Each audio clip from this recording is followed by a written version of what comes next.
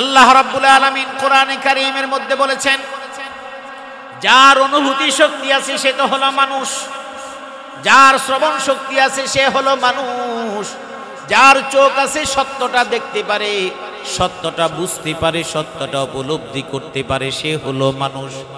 কিন্তু যাদের মধ্যে চোখ আছে, কান আছে, উপলব্ধি শক্তি আছে, কিন্তু চোখ দিয়ে তারা ভালোটা দেখে না, অন্যায়টা দেখে, কান দিয়ে তারা ভালো কোনো কথা শুনে না, মিথ্যা এবং অপবাদগুলো বেশি শুনে।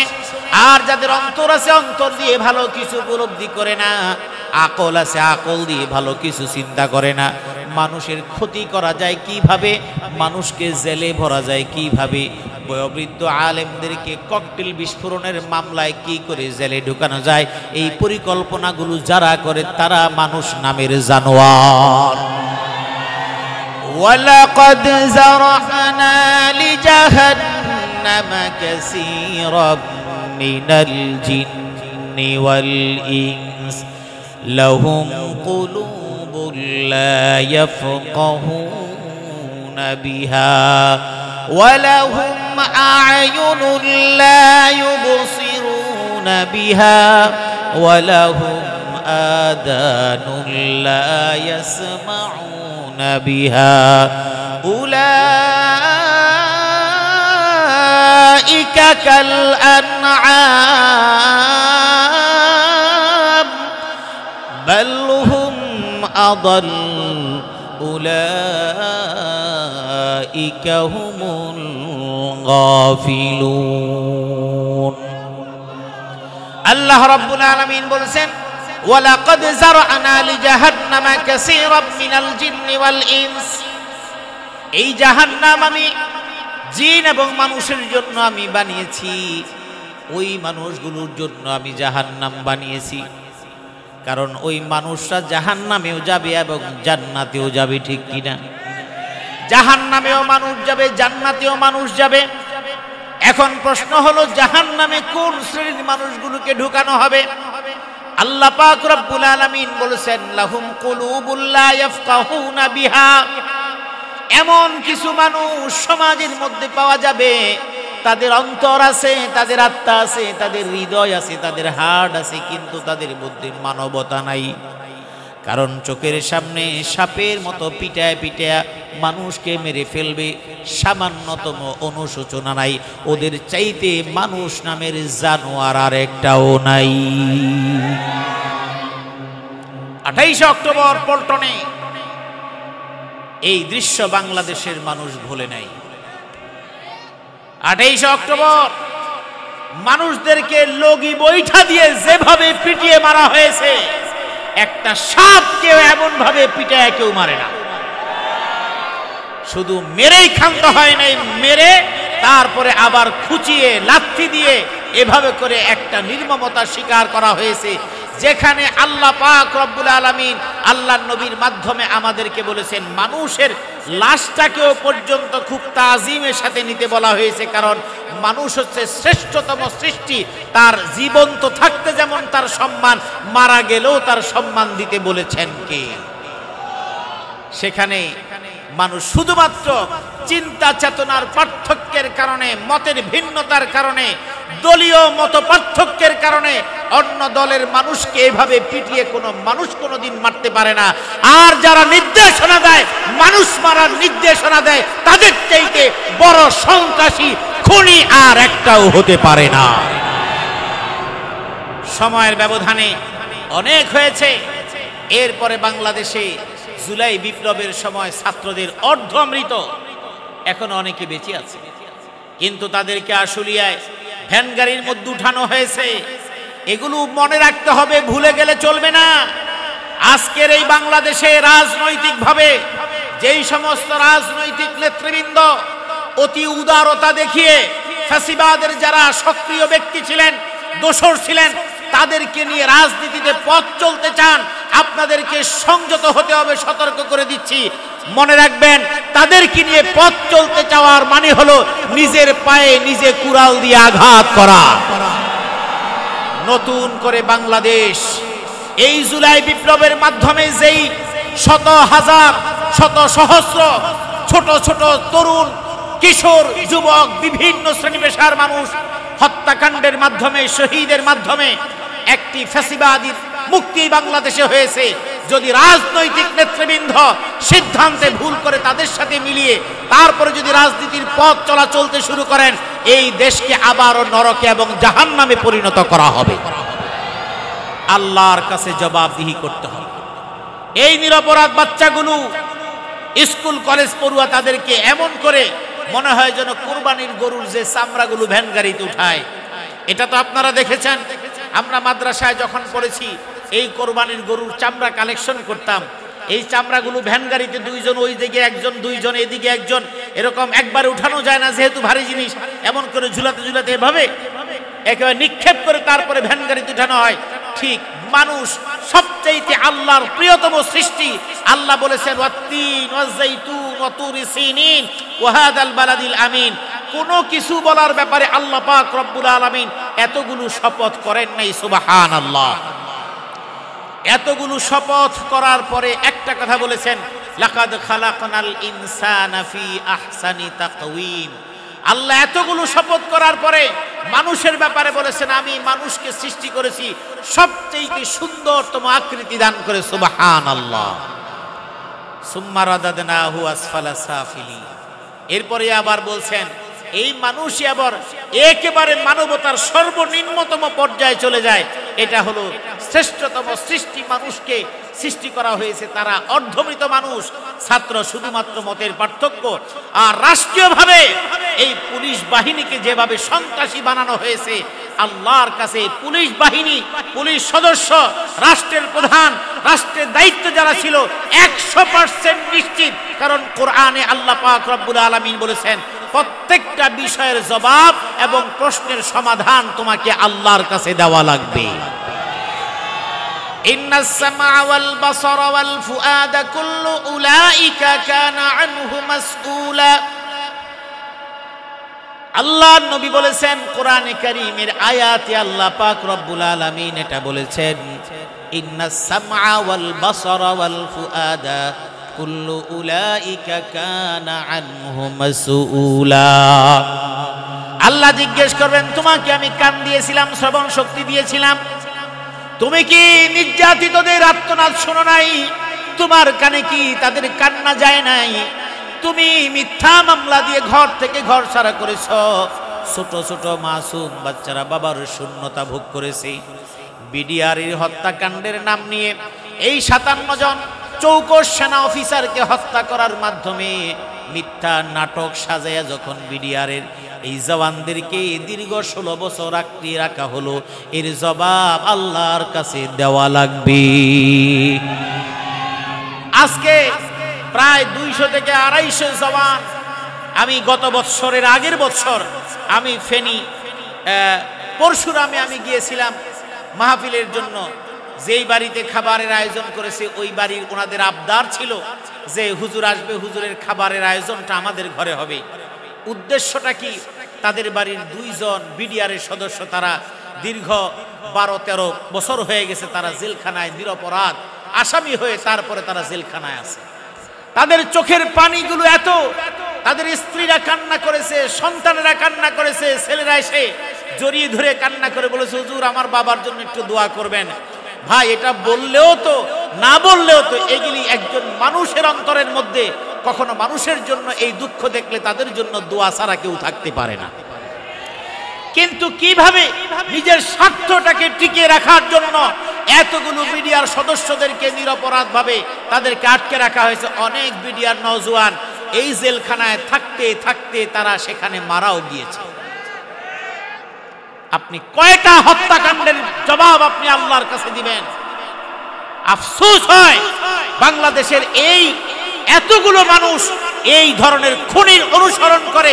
এটা ভাবতে অবাক লাগে, চিন্তা করতে অবাক লাগে, এদেরকে মানুষ বলা যায় না। ওখানে কোরআনে বলছেন, লাহুম কুলুবুল লা ইয়াফকাহুনা বিহা, তাদের কলব আছে, অন্তর আছে, কিন্তু তাদের উপলব্ধি ক্ষমতা তাদের নাই। ওয়ালাহুম আয়ুনুল লা ইউবসিরুনা বিহা, তাদের চোখ আছে কিন্তু তারা সত্যটাকে দেখে না। একটা নিরপরাধ মানুষকে পিটিয়ে খুন করে ফেলে, কিন্তু তারপরও তাদের কাছে এটা মানবতা মনে হয় না। এর চাইতে পাষণ্ড এবং অমানুষ আর হতে পারে না। সুবর্ণচরে এবার মাহফিলে গিয়েছি, আমি সেখানে বললাম এই সুবর্ণচরকে চিনেছি একটা ঘটনাকে কেন্দ্র করে। সারা বাংলাদেশের মানুষ সুবর্ণচরকে চিনেছে একজন মেম্বার কর্তৃক একজন মহিলাকে ধর্ষণ করার কারণে। একজন মেম্বার কর্তৃক একেবারে জনসমক্ষে একজন মহিলাকে নগ্ন করে বেইজ্জতি করার মাধ্যমে এই দেশের মানুষ চিনেছে। দুঃখ, এদেশের মানুষগুলো এমন হয়ে গেছে, একজন সাধারণ মানুষ সে একজন নারীর ইজ্জতের কোনো দাম নাই।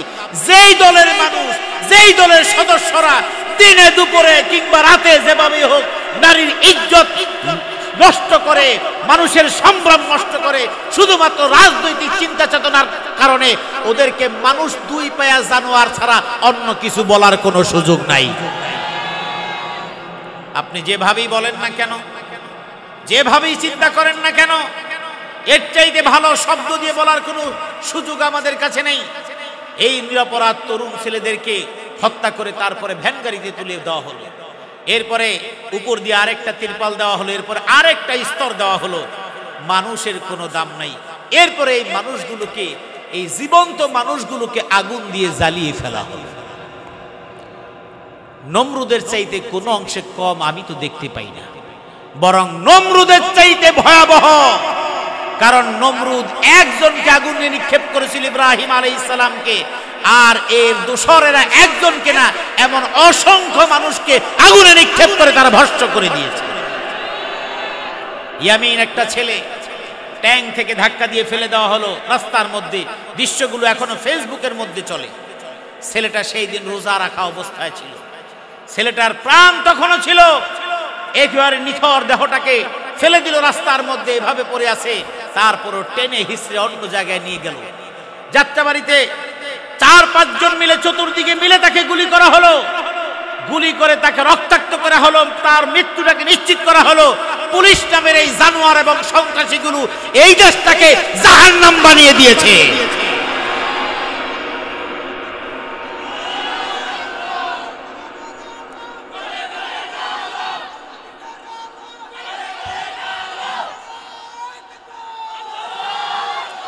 এত আক্রোশ কেন? ইসলামপন্থীদেরকে ঘরছাড়া করা হয়েছে, আলেমদেরকে কোণঠাসা করে দেওয়া হয়েছে। এর একটাই মাত্র কারণ, আলেম এবং ইসলামপন্থী মানুষ যদি মাথা চাড়া দিয়ে ওঠে, তাহলে এই জুলুম এবং নিষ্পেষণ এবং এই জালেম তাদের রাষ্ট্র ক্ষমতা দখল করে তারা থাকতে পারবে না। এই জন্যই বাছাই করে সর্বপ্রথম।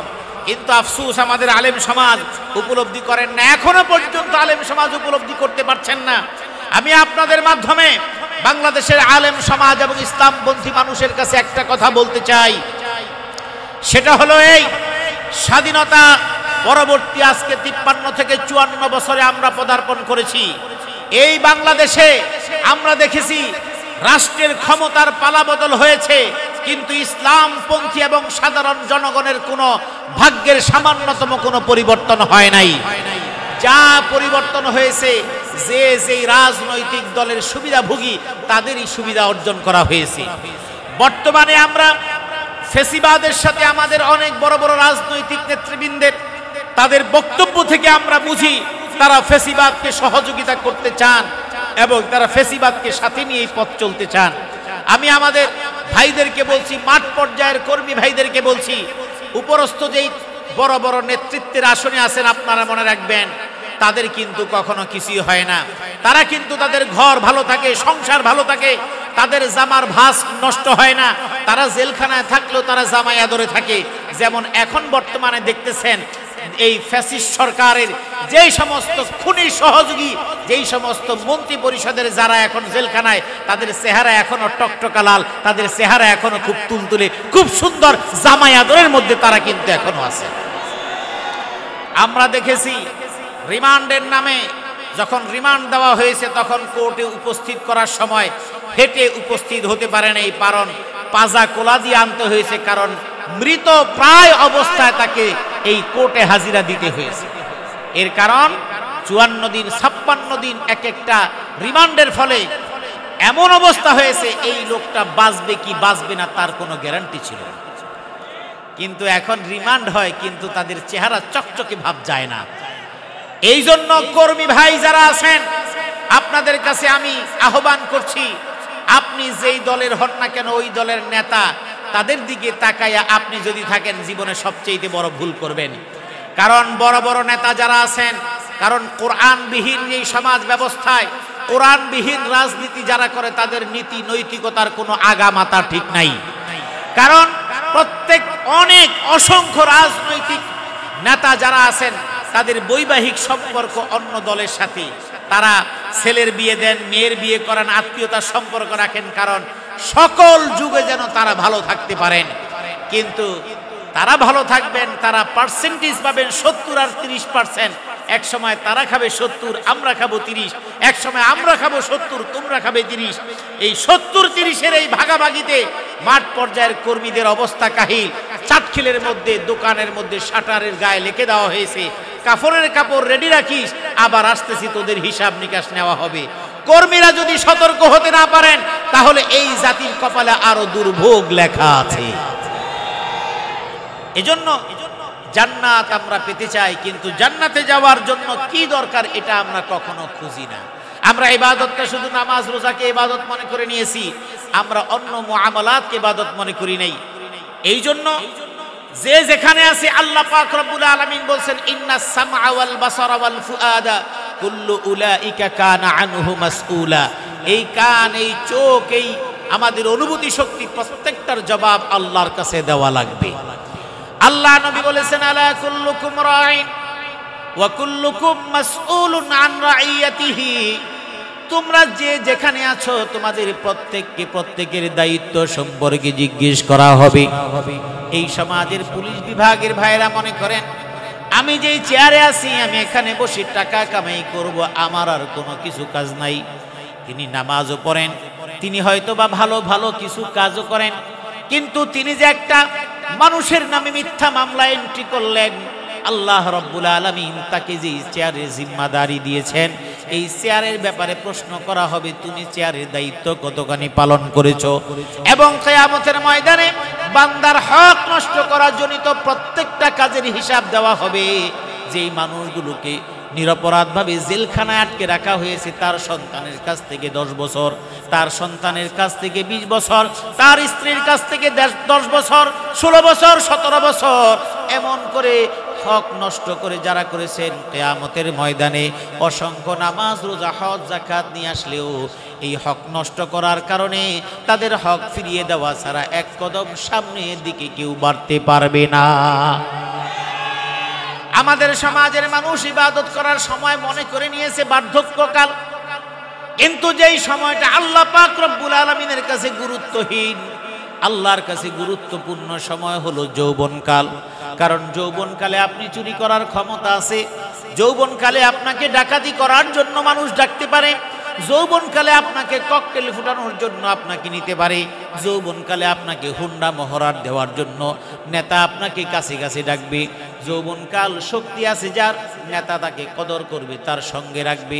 জমি দখল করা দরকার, যুবককে দরকার, জমিন দখল করা দরকার, বাজার দখল করা দরকার, যুবকের দরকার।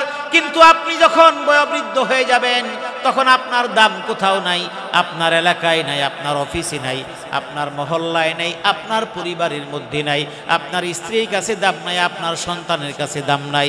যখন পৃথিবীর সমস্ত মানুষের কাছে আপনার দাম শেষ হয়ে যাবে, তখন আপনি আল্লাহর দরবারে গেলে আল্লাহ বলবেন, দুনিয়ার সমস্ত মানুষ তোমাকে রিজেক্ট করে দিয়েছে, আমার কাছে এসেছো, আমার এখানে তোমার ইবাদতের যে যৌবনকালের দাম, ওই দাম আমার কাছে তোমার এখন আর নাই।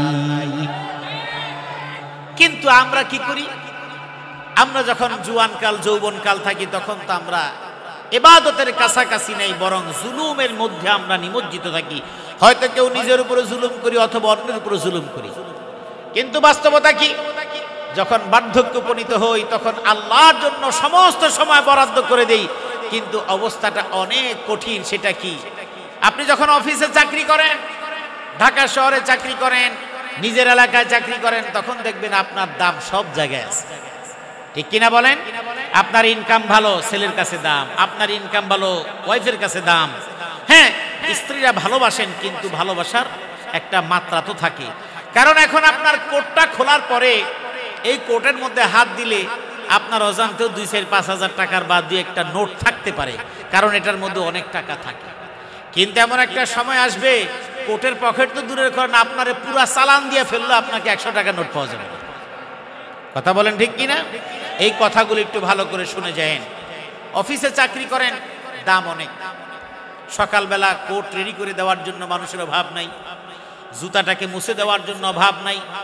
এলাকা থেকে বের হওয়ার পরে কোনায় যে মুচি বসা আছে, মুচির কাছে না গেলেও মুচি সালাম দিয়ে ডাক দিয়ে বলে, স্যার আসেন একটু কালি মেরে দিই। এরপরে দোকানের যে চায়ের দোকানদারে সকাল বিকাল 2 বেলা সালাম দেয়, কাকা ভাই যে যেভাবে সম্বোধন করে, একটু চা খেয়ে যান, আপনি খাবেন না, তারপরে জোর করে না আপনার খেতেই হবে। আপনি একটু বসলেন, বসার পরে ওই কাপের মধ্যে গরম পানি দিয়া ঠাস ঠুস করে এরকম করে আপনাকে খুব দেখাইলো, আপনাকে যত্ন করে গরম পানি দিয়ে ধুইয়া চায়ের কাপ গরম করে সুন্দর করে চা দিল, আপনাকে কত সুন্দর করে দিল। কারণ আপনার পকেট ভরা এখন টাকা, আপনার চেয়ার আছে, আপনার পদবি আছে, সমাজে আপনার দাম আছে। সময়ের ব্যবধানে আপনি রিটায়ার্ড করলেন, অথবা আপনার ব্যবসা বাণিজ্য থেকে নিজেকে গুটায় নিলেন।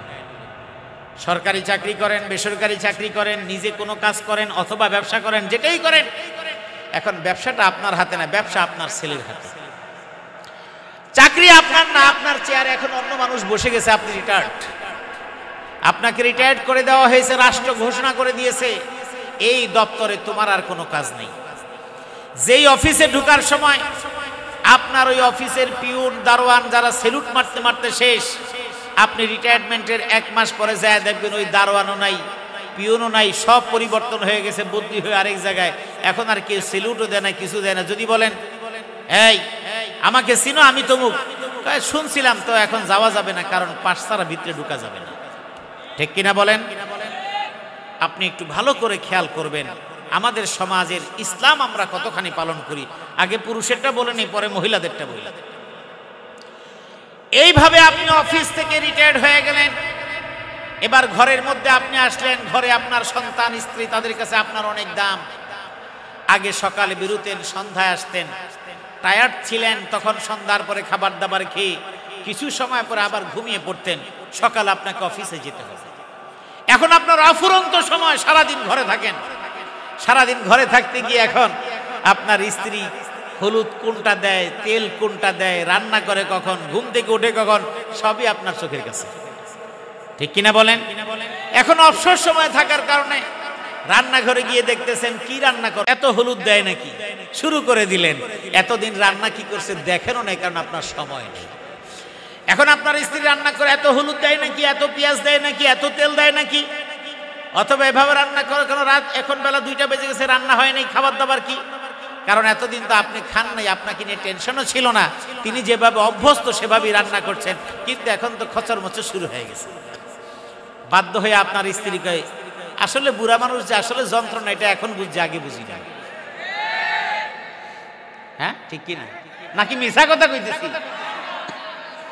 তুমি আসলেও তো ডিস্টার্ব পার্টি, তোমার তো ভালো মনে করেছিলাম, আসলে তো তুমি জিনিস খান ভালো না, তুমি যন্ত্রণা করতে যাও, তোমার খাওয়া ঠিক মতো পাইলেই হলো।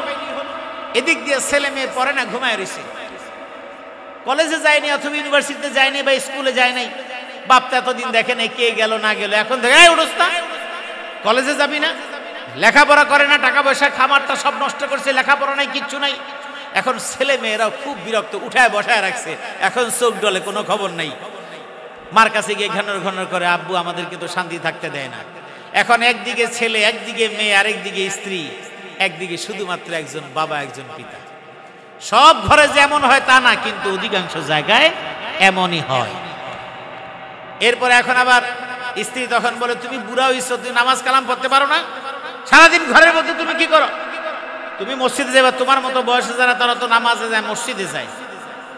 এখন বেচারা চিন্তা করে, আসলে তো কথা সত্য, এখন তো এখানেও যেভাবে ধাক্কা ধাক্কি শুরু হয়েছে, আমার নিরাপদ জায়গায় মসজিদ ছাড়া আর কতখানা না। এখন মসজিদে যাবার সময়, জোহরের সময় তো আজান দিবে 1:45, আসর তো আসরের সময়, মাগরিব তো সাধারণত এটা লম্বা টাইম, জোহরের আজান দিবে 1:45, ঘরের মধ্যে ভেজাল রান্না বান্না, এখন 10টা বাজে, 10টা থেকে 1:45 অনেক লম্বা টাইম। ঘরের মধ্যে খুটখুট করলে তো সবাই বিরক্ত, ছেলে বিরক্ত, মেয়ে বিরক্ত, স্ত্রী বিরক্ত, তুমি যাও নামাজ রোজা করো, এখন বেচারা বেরোয় এত সময় কই যাবে? চিন্তা করে মুরের দোকানে যে চায়ের দোকান, ওখানে একটু সময় কাটায়। আগে তো অনেক দাম ছিল, ওখানে যেখানে বসতো সেখানেই লোক জমা হয়ে যেত, সেখানে লোকজন কথা বলতো, এটা জিজ্ঞেস করতো, এটা জিজ্ঞেস করতো, হয় চা সারতো, হয় চা সারতো। প্রত্যেকটা মানুষের একটা সময় আছে না? কথা বলেন, সময় আছে না নাই? আমরা এখন কথা বলছি, আমাদের কত ব্যস্ততা, আজকে এখানে তো কালকে ওখানে, কালকে ওখানে তো কালকে ওখানে। ঘরের স্ত্রী সন্তানদেরকে সময় দেওয়ার মতো আমাদের সময় নেই। কিন্তু এই সময়টা তো সারা জীবন থাকবে না। আমি যদি বেঁচে থাকি, আমিও তো এক সময় বৃদ্ধ হব, আমারও তো এক সময় বয়স হবে, আমারও তো এক সময় দৌড়ঝাঁপ করাটা আমার শরীরের সাথে অ্যাডজাস্ট করবে না, এটাই তো স্বাভাবিক। তো সেই অবস্থার মধ্যে আপনি তো কিছু কামাই করেন না, আমরা তো এই দৌড়ঝাঁপটা আমাদের দিনের পথে, আমাদের নামাজ চলছে, আমাদের ইবাদত চলছে, আমাদের বয়ান চলছে, আমাদের প্রতি মুহূর্তটাই দিনের কাজে আমাদের সময় নষ্ট হচ্ছে এবং সময় ব্যয় করছি, ঠিক কিনা?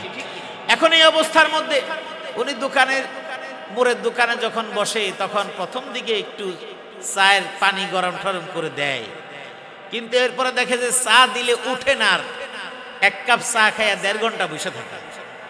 দোকানদার দেখে এটা তো, এই কাস্টমার তো আমার লস প্রজেক্ট। কয়েকদিন পরে দেখলো যে এই মাল তো আর এখানে বসতে দেওয়া যায় না।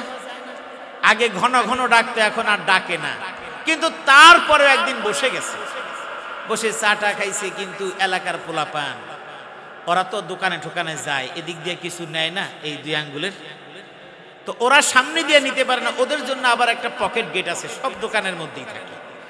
ওই পিছনের পকেট গেটে ওরা লেনদেন করে, এটা একটা নিরাপদ জায়গা। হ্যাঁ, এই যুবকেরা কথা ঠিক কিনা? হ্যাঁ, নিরাপদ জায়গা। আবার নিরাপদ জায়গার মধ্যে আরো একটু আছে, ওখানে একটা জোন আছে, ওই জোনটা হলো সেফটি জোন। ওই জায়গার মধ্যে শুধু ধোঁয়া দেখা যাবে, কিন্তু লোক দেখা যাবে না। মিলছে নাকি? এরা কিন্তু এই আসামি না, আসামি না, ওরা জানে ওরা আসামি না। আমাদের এই যুবকেরা এই আসামি না। আমাদের যেই যুবকেরা কোরআনে তাফসীরের আয়োজন করে, ওরা কখনো ওই আসামি হতে পারে না। আর যদি ভুলে বালে 2-1 হয়েও থাকে, আল্লাহ যেন আমার ভাইকে সুস্থ করে দেন, আমার ভাইকে যেন আল্লাহ ধোঁয়া মুক্ত করে দেন, আমার ভাইকে যেন আল্লাহ ধোঁয়া থেকে, ভিজা শুকনা সব কিছু থেকে যেন আল্লাহ হেফাজত করেন, আমিন। ভিজাও আছে, শুকনাও আছে, ঠিক কিনা? আছে না নাই? আচ্ছা, তো ওদের একটা জোন আছে, ওই নিরাপদ জোন, সেফটি জোন। ওই জোনের মধ্যে ওখানে শুধু ধোঁয়া দেখা যায়, কিন্তু মানুষ দেখা যায় না। তো এইরকম যিনি ওখানে বসে আছেন, তিনি তো গ্রামে বেশি দিন ছিলেন না, যে কারণে এলাকার সব ছেলেপেলেরাও চিনে না। আমরাও যখন আমাদের জায়গায় যে, আমাদেরকে তো সবাই চিনে না, কারণ আমরা সব সময় যাই না, থাকি না। এবার পরিচয় দিলে হয়তো চিনে, আপনাকেও চিনবে না, আপনি শহরে থাকেন, গ্রামে আসেন না। তো এইরকমই হয়তো কখনো কখনো এমন ঘটনা ঘটে যায়, ওই সেফটি জোন থেকে কখনো টানতে টানতে বের হয়ে যায়। উস নাই তো, তাল ঠিক নেই তো, কেউ হয়তো ডাকছে, হয় তালে তালে বের হয়ে গেছে, বের হওয়ার সময় পাকা দিছে মাইরা। কিন্তু ঘটনাক্রমে চাচায় যে বসে আছে, দাদায় যে বসে আছে, দাদা নাকের সামনে দিয়ে একটা পোল্ট্রি খাইছে। পোল্ট্রি খাওয়ার পরে তাকায় দেখে কেডারে, জিজ্ঞেস করে কে কাও মুখের ছেলে। এখন তার ভিতরে একটা আফসোস যে আসলে আমি যে একজন মুরব্বী মানুষ, আমার সম্মান দিল না। কথা তো ঠিক, কিন্তু সমস্যাটা অন্য জায়গায়। যখন জানলো যে অমুকের ছেলে, 1 দিন 2 দিন পরে সেই ছেলেকে পাওয়া গেল। ছেলে তো চিনে, ছেলের ছেলে তো আর চিনে না। ছেলে চিনার পরে কাকা কেমন আছেন, দাদা কেমন আছেন, আসসালামু আলাইকুম। সম্মানের কোনো কমতি নাই। কয় তুমি আমার এত সম্মান করো, তোমার পোলা এত বেয়াদব কে?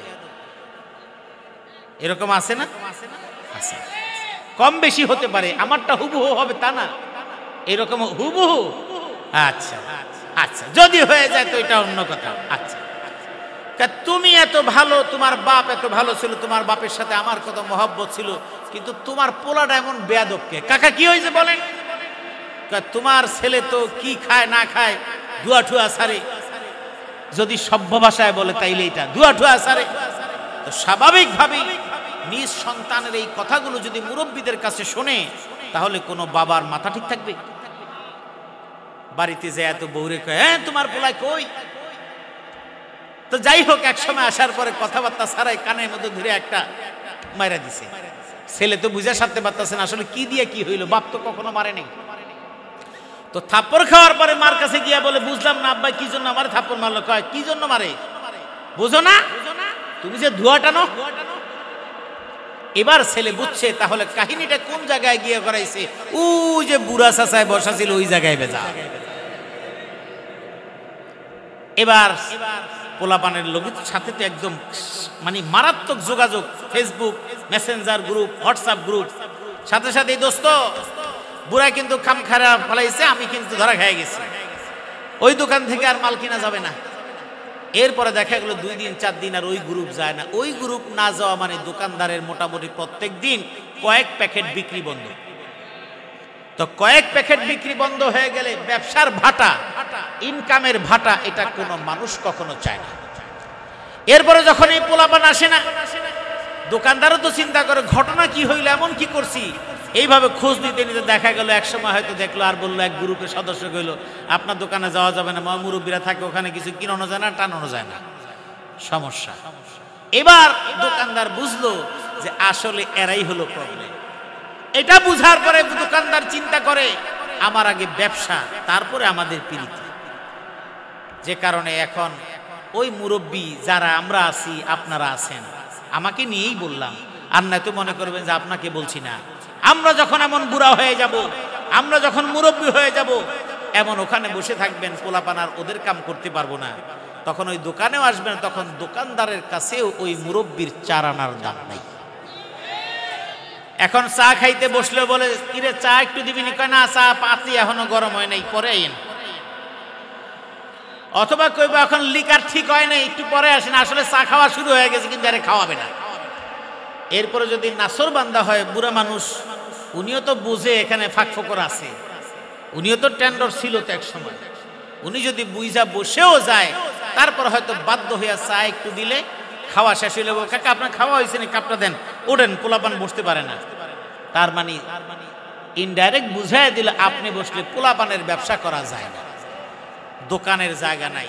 তাহলে সরকার কিংবা বেসরকারি সেই জায়গায় আপনার জায়গা নেই, কারণ আপনার বয়স হয়ে যাওয়ার পরে, আপনি সেনাবাহিনী থেকে রিটায়ার্ড করার পর দারোয়ান খোঁজে, বিভিন্ন অফিসে দারোয়ান খোঁজে না, সিকিউরিটি গার্ড খোঁজে না। সিকিউরিটি গার্ড খোঁজার ফার্স্ট প্রায়োরিটি হলো সেনাবাহিনীর সাবেক যারা চাকরি করেছে সেই সেনা সদস্য। এই সেনা সদস্যরা যদি সিকিউরিটি গার্ডে যায়, প্রথম ভাবি তাদেরকে নিয়ে নেওয়া হয়, কারণ তাদের সমস্ত কার্যক্রম, তাদের বিভিন্ন সিস্টেমগুলো একদম একেবারে 100তে 100। কিন্তু সেনাবাহিনীতে চাকরি করেছেন, বয়সটা হয়ে গেছে অথবা কম হয়েছে, চুল পাকা, মুছও পাকা, দাড়ি জাম একটু একটু গজাইছে, সেগুলো বোঝা যায় পাকা। আপনি যাওয়ার পরে চেহারার দিকে তাকানোর পরে সেনাবাহিনীতে ছিলেন, রিটায়ার করছেন কত বছর? কয় 12 বছর। কয় না, আমরা বুড়া মানুষ নিব না, আমরা জুয়ান দেখে খুঁজতেছি। ঠিক কিনা বলেন? ওখানেও কিন্তু সেই টাকার দাম নাই। তাহলে বেসরকারি বলেন, সরকারি বলেন, আধা সরকারি বলেন, সব জায়গা থেকে প্রথমে আমাকে রিজেক্ট করে দেওয়া হলো যে তুমি স্কুলে আর আসবা না, তুমি রিটায়ার্ড, কারণ তুমি এখন অঙ্ক করাইতে পারো না। ইংরেজি sir retired, Bangla sir retired, ধর্মীয় স্যার রিটায়ার্ড, এবং বিভিন্ন জায়গায় দোকানে কর্মচারী ছিলেন। আমি এক দোকানে যেতাম, মৌলভীবাজারে, চকবাজারে। অনেকদিন পরে যাওয়ার পরে বললাম, চাচাই নাই? বলে না, চাচা তো বিদায় হয়ে গেছে।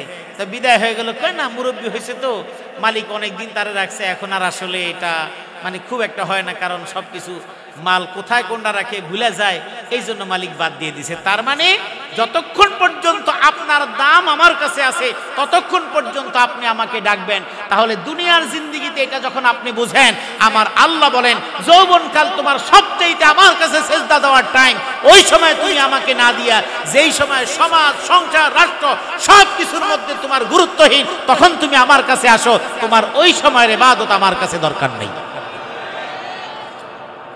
এরপরে অফিস আদালতে আপনি বাদ, এরপরে ঘরেও আপনি বাদ, এরপরে আপনার জায়গা মসজিদ। আর যদি কোনো অভিভাবকের, কোনো বাবার সন্তানেরা চিন্তা করে, পরিকল্পনা করে, আব্বা ফ্রি আছে, তাইলে এক কাজ করি, মার্কেট থেকে একটা বেডিং কিনে নিয়ে মোটামুটি 40 দিনের জন্য পাঠায় দিই, ঘরটা নীরব থাকবে, এটাও আরেকটা রাস্তা।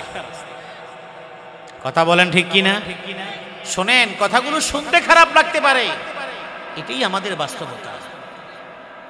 গাড়টি কিনা আপনি তবলিগে পাঠিয়ে দিলেন, আপনি তো তবলিগে গিয়ে আল্লাহকে পেয়ে গেলেন, কিন্তু আপনার ঘরের সন্তান তো আল্লাহর ঠিকানাও পাইল না। আল্লাহর কাছে আপনাকে জবাবদিহি করা লাগবে। আল্লাহ বলেছেন কু আনফুসাকুম ওয়া আহলিকুম নারা। বৃদ্ধ বয়সে তুমি তবলিগে চিল্লা লাগায়া লাগায়া 3 চিল্লা দিলা, বছর দিলা, সাল দিলা, ফাজাইল আমল, ফাজাইল তাবলীগ, হায়াতুস সাহাবা তুমি তালিম করে তুমি সাহাবীদের ভালোবাসা অর্জন করলা, নামাজ পড়লা, রোজা রাখলা, কিন্তু তোমার ঘরের বউ এখনো পর্যন্ত ফজরের আযান দিলে তুমি উঠলে তোমার বউ ওঠে না, তোমার সন্তান ওঠে না, তোমার সন্তানের বউরা ওঠে না। তোমার ঘরের মধ্যে ইসলামের কোনো চর্চা নাই, নামাজের কোনো খবর নাই, কোরআনের কোনো খবর নাই। তুমি মনে করো না একা একা তুমি তাবলীগের চিল্লা দিয়া পীর সাহেবের দরবারে গিয়া অথবা মসজিদে নামাজ পড়ে তুমি একা একা জান্নাতে চলে যাবা। এই জান্নাতে যাওয়ার কখনো আশা করতে পারো না। ও আনফুসাকুম ওয়া আহলিকুম নারা, অ্যাডজেক্টিভ দুইটা বাক্যের মধ্যে সংযোগ ঘটায় দেয়। আমরা যখন বলি আমি এবং তুমি, তার মানে কি আমরা দুইজন, ঠিক কি না বলেন? আল্লাহ বলছেন কু আনফুসাকুম ওয়া আহলিকুম, তুমি একলা না, তুমি বাঁচো, তোমার পরিবারকে বাঁচাও। একা একা বাঁচার কোনো সুযোগ নাই। পরিবার তাকে পাঠায় দেয়, পরিবার তাকে পাঠায় দিয়ে সে তো তার মতো আল্লাহকে ডাকতেছে, ইবাদত বন্দেগী করতেছে।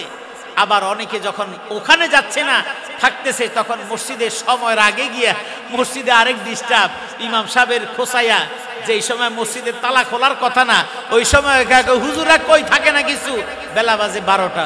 হুজুর 12টার সময় কি করবে? হুজুরের কাম নাই? কথা বলেন না, হুজুরের কাম নাই? আপনি আজাইরা, হুজুর কি আজাইরা?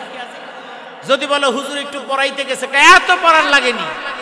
আরে হুজুর মানুষ এত টাকা পয়সা লাগে নাকি? ও না, টাকা সব আপনার লাগে। ও সব কামায়া কুমায়া শেষ করে এখন আপনি হাজী সাহেব।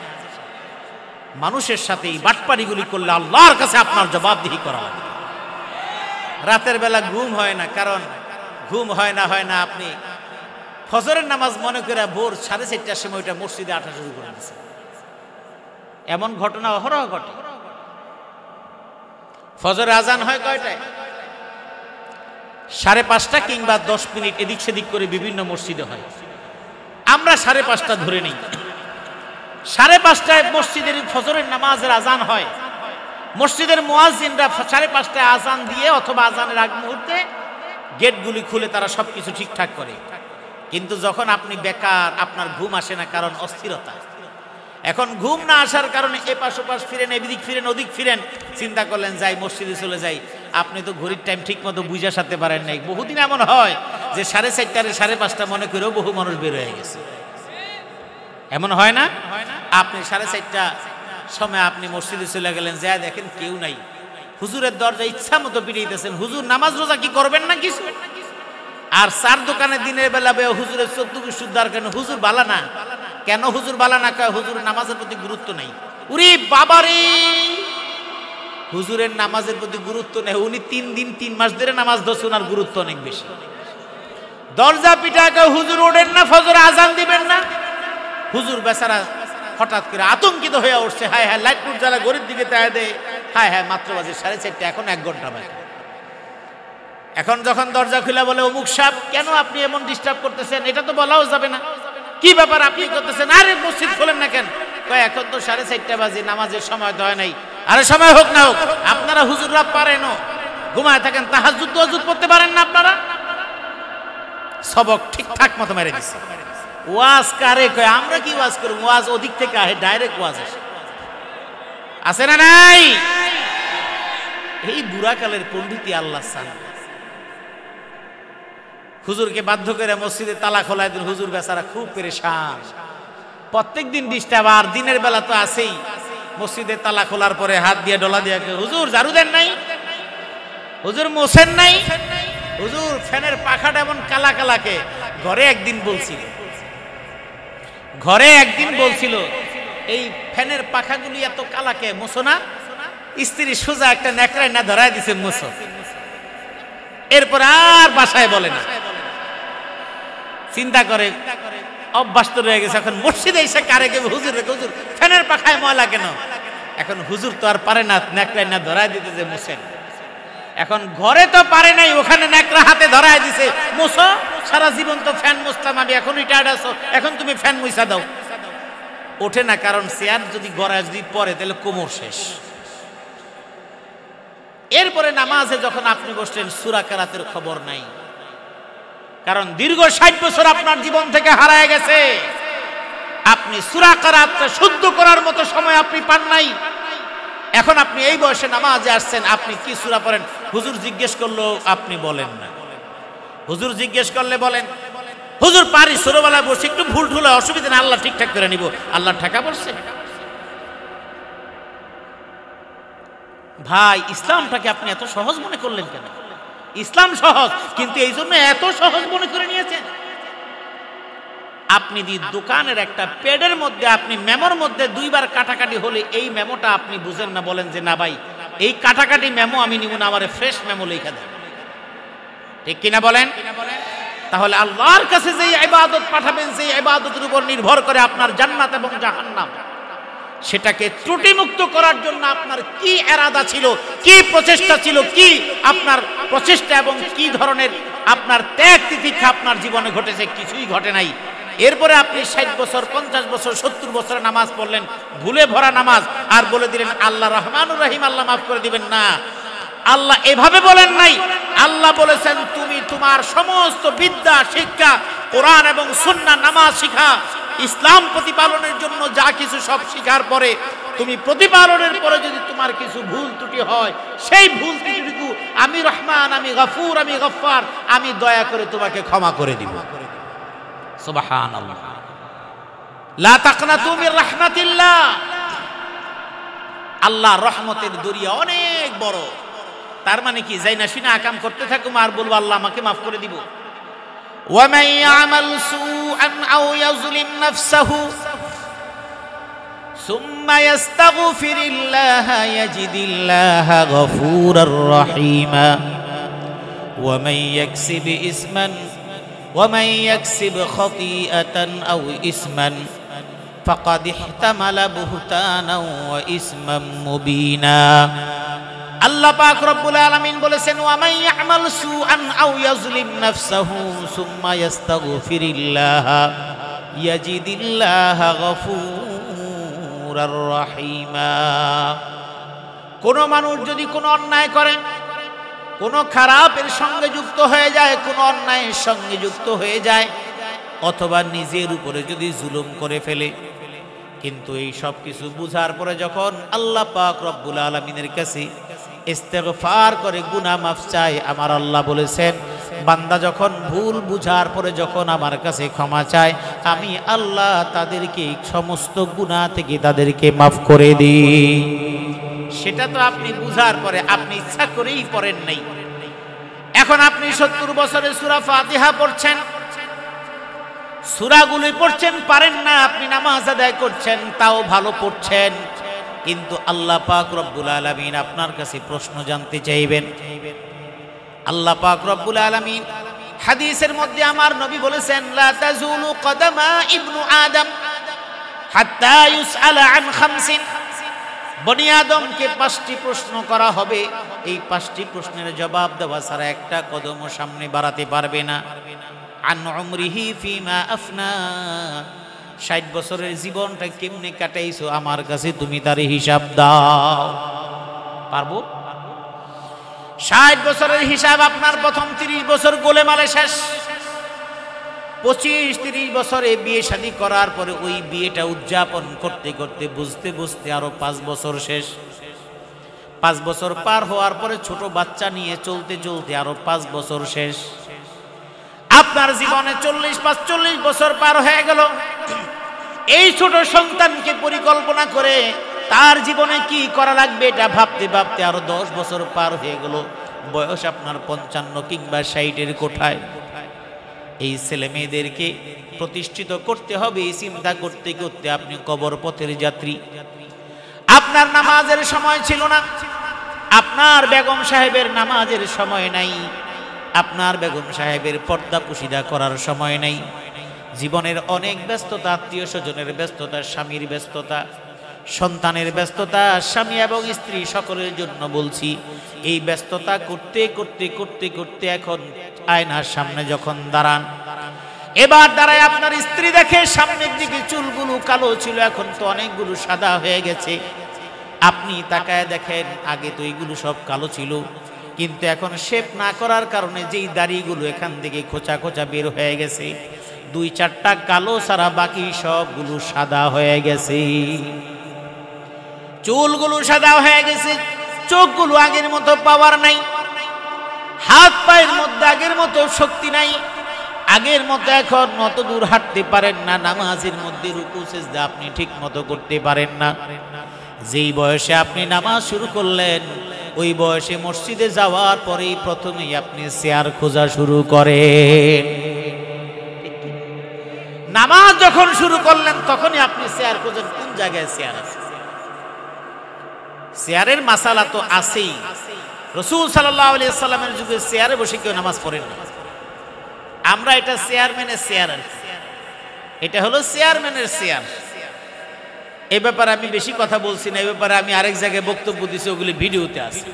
চেয়ারম্যানের চেয়ার তার মানে হোন্ডা চালায়, হাঁটে, দৌড়ায়, লাফায়, মসজিদে আসার পর পঙ্গু হয়ে যায়। আছে না নাই? মস্কারি করার জায়গা পান না।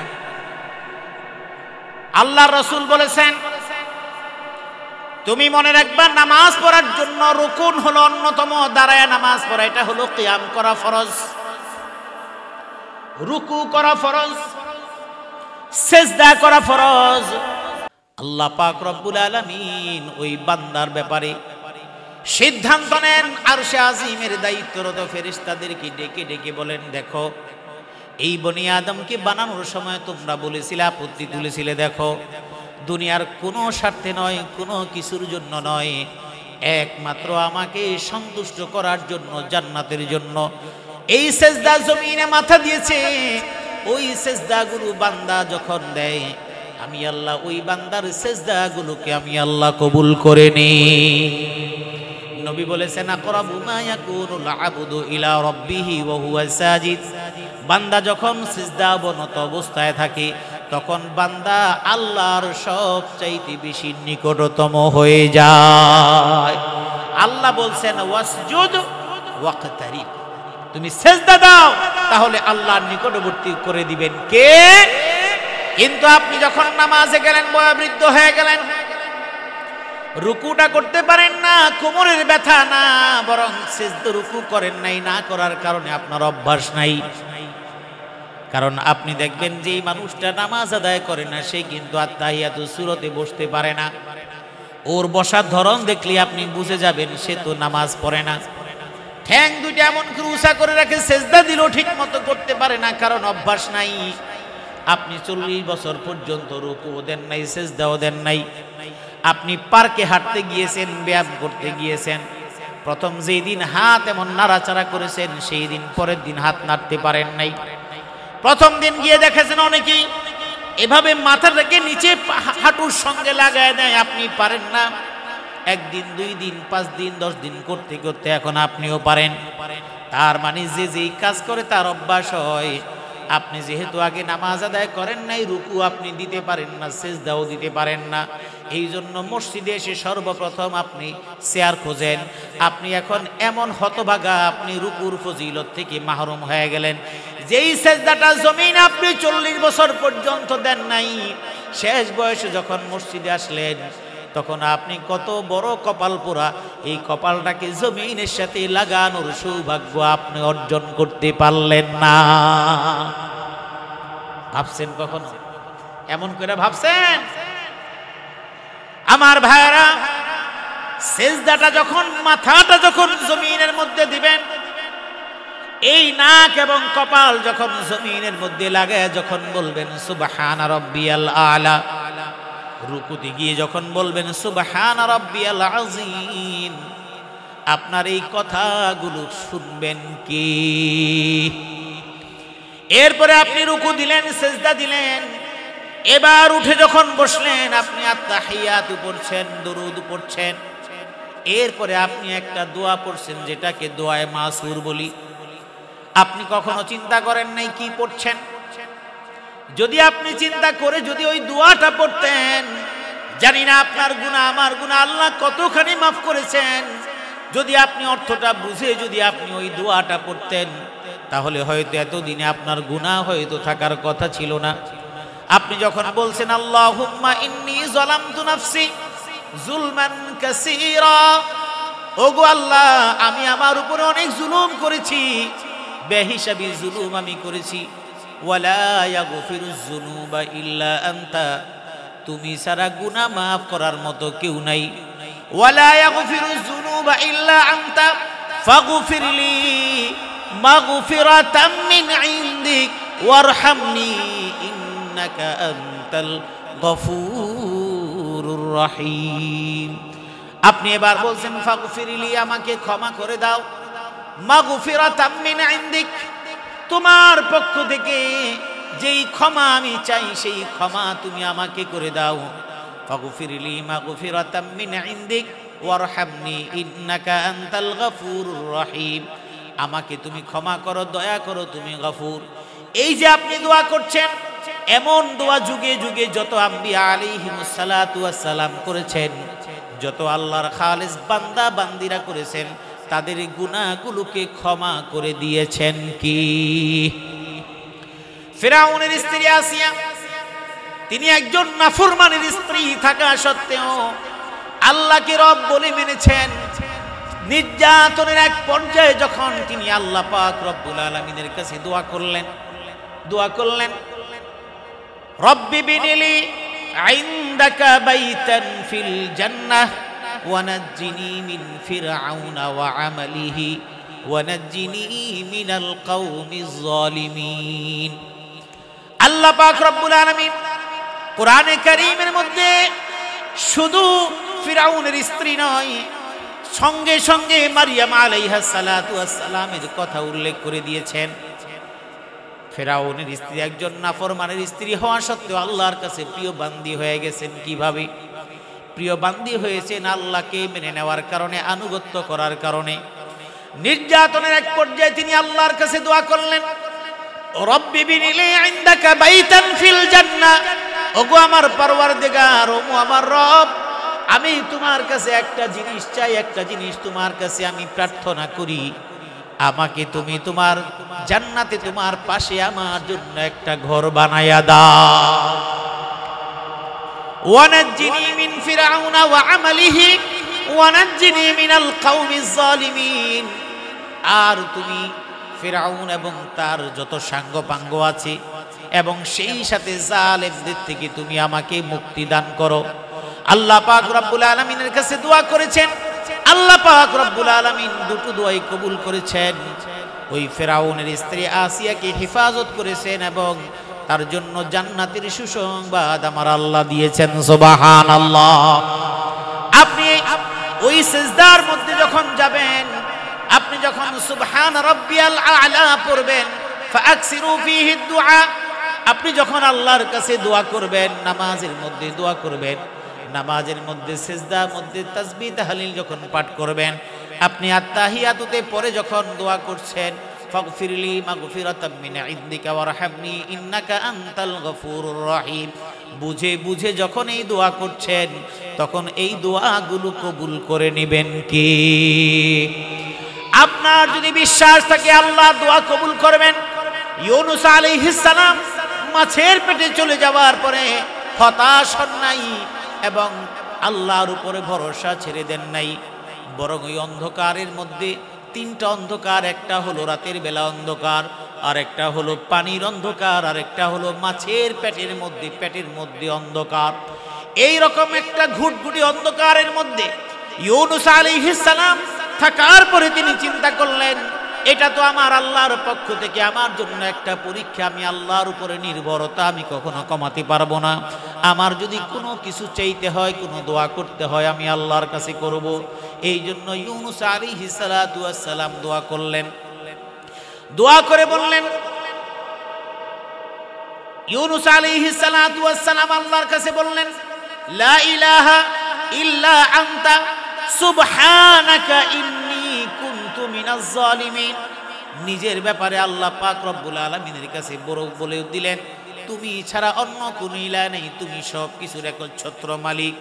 আল্লাহ পাকের কাছে যখন ইউনূস আলাইহিস সালাম নিজের কথা তুলে ধরলেন, নিজের যেই কাজ এই কর্মগুলো হয়েছে সেটার ব্যাপারে যখন অনুতপ্ত হয়ে আল্লাহর কাছে বললেন, আল্লাহ পাক রব্বুল আলামিন জবাব দিয়ে তার দোয়াকে কবুল করে নিলেন। আল্লাহ জবাব দিয়ে বললেন, ফাস্তাজাবনা লাহু ওয়া নাজ্জাইনাহু মিনাল গাম্মি ওয়া কাযালিকা নুনজিল মুমিনিন। আল্লাহ রব্বুল আলামিন বললেন, আমি তার ডাকে সাড়া দিয়ে দিলাম, এবং শুধু সাড়া দেই নাই, আমি তাকে ওই বিপদ থেকে আমি আল্লাহ উদ্ধার করে দিলাম। এই জন্য আমার ভাইয়েরা, আল্লাহ পাক রব্বুল আলামিন বলেছেন, ইন্নাল্লাযীনা আমানু ওয়া আমিলুস সালিহাতি কানাত লাহুম জান্নাতুল ফিরদাউসি নুজুলা।